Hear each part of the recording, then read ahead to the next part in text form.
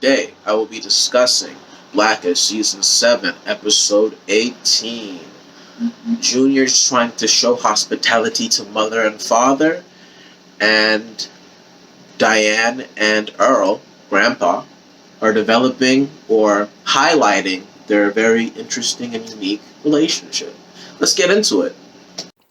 So, looking into part A, it starts out with Dre and Bow noticing how ungrateful a lot of their kids are. Zoey, Jack, Diane, very needy, very demanding.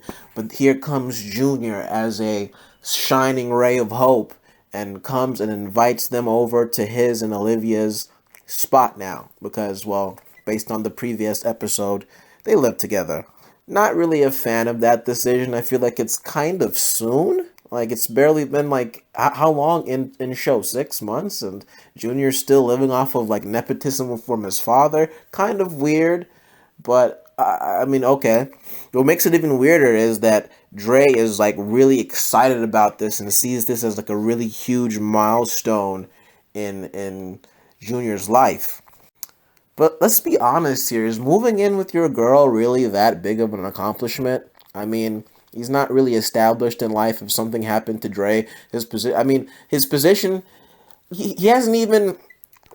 There's so many things wrong with Junior, as well as Jack, but let's stay focused on Junior for now. But it's just like, he's like into marketing, and it's just like, that was never really his initial passion, or it just kind of appeared out of nowhere. He didn't go to school for it. It's just like, hey, I'm just going to get my dad's job now. And it's just like, now that he's gotten a job for me, and now he's living with his girl, Junior is really accomplished now. Really weird approach, really weird perspective, whatever. That's the angle they're taking. But anyway, Bow and Dre are very happy about this opportunity to get wined and dined, and they go ahead and visit, Junior's place, and they realize that he isn't really living to their standards, at least when it comes to Dre. He's a little bit more picky, and the deal breaker with Bo was the rats and the mice and stuff like that. But it's just like the way that Junior and Olivia were kind of satisfied and were satisfied with grinding and making it and all that kind of stuff and building. Dre's like, no, we gotta pay for this, we gotta fix this, we gotta do that. And it kind of puts an interesting spin on the beginning of the episode where they said, we give our kids so much and they're so ungrateful, or they're so needy. But it seems a certain angle of it is that Dre kind of tries to, like, force things upon them, kind of.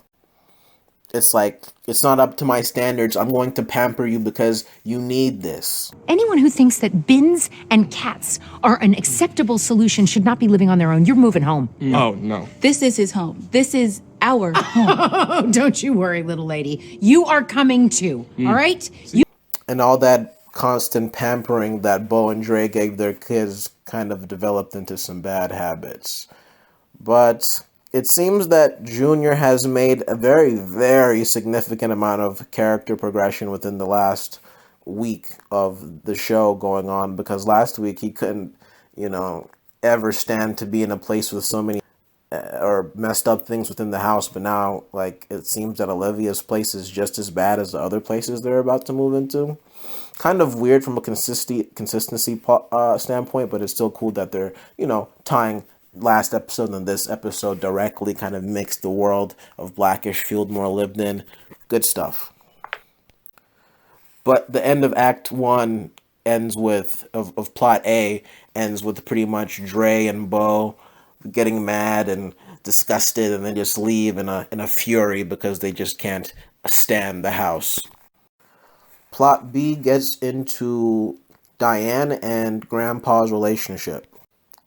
Occasionally, Diane may go to Bo for maybe some woman-specific things, but for the most part, it seems that the show is trying to present us with that Diane goes to Grandpa for a lot of her family advice.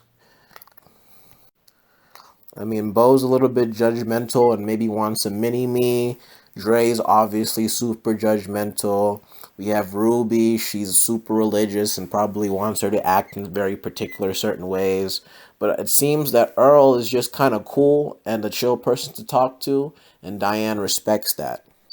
And it kind of highlights a new special relationship within the family. There's of course Zoey and Dre. Dre has Zoey as her favorite. We have that obvious weird Bow and Junior relationship from time to time, and now we have a Diane and Grandpa relationship.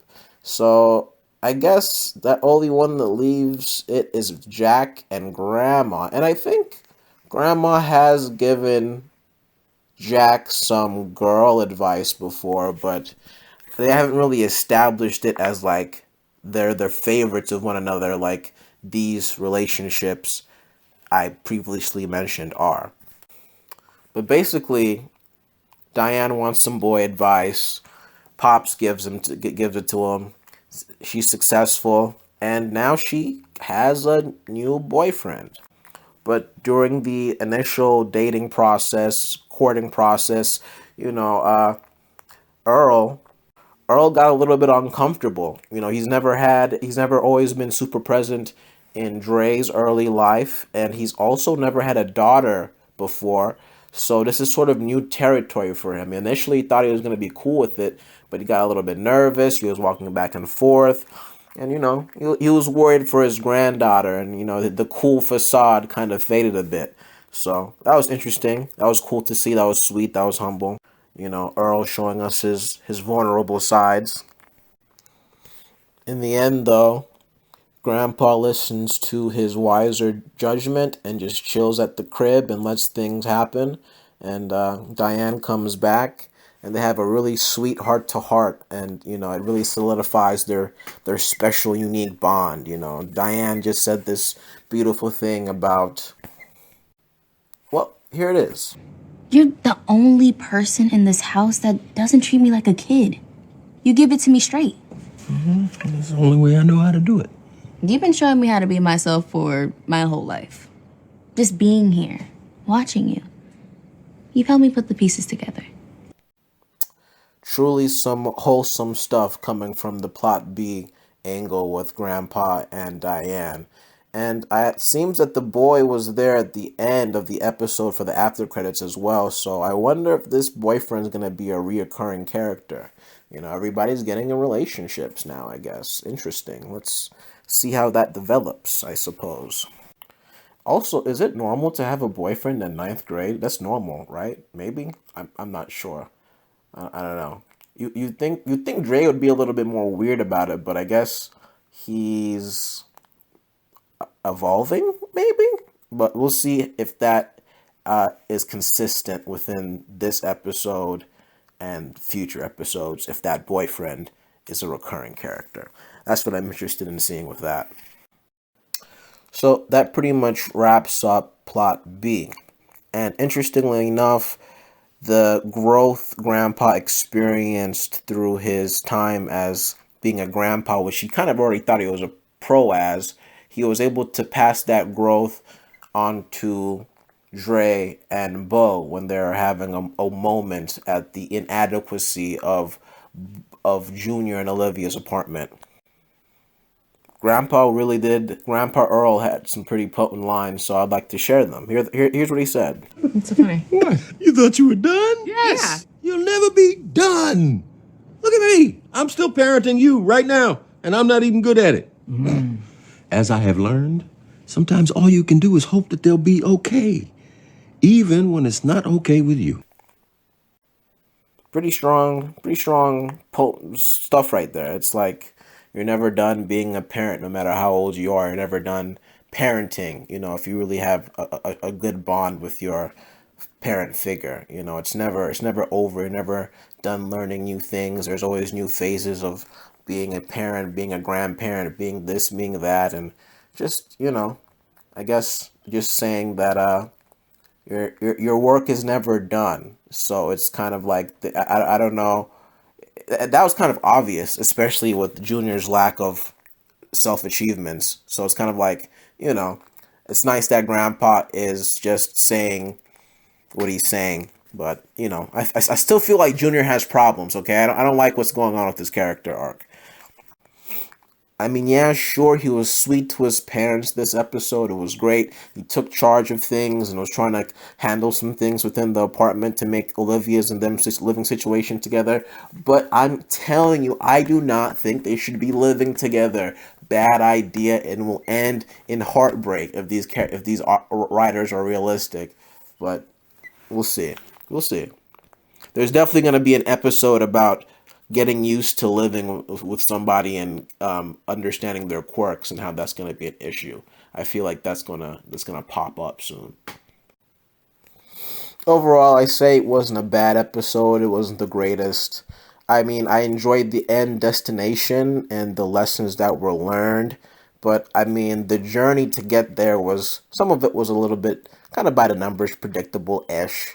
But it was pretty dope overall. I feel even maybe older people could learn some lessons or some advice from, you know, some of the stuff Grandpa Earl was spitting there in the end. It was good stuff. I also like how they solidified Diane and Earl's relationship and, you know, kind of strengthened their bond and gave them a unique connection. That was pretty cool. And I enjoyed that. So, cool episode. Comments down below on anything you may like or disagree with. And actually hit that like button if you guys think this is a enjoyable video as well. If you made it this far, I appreciate you for watching the entire video. Subscribe, more content is on the way, and I will see you all next time.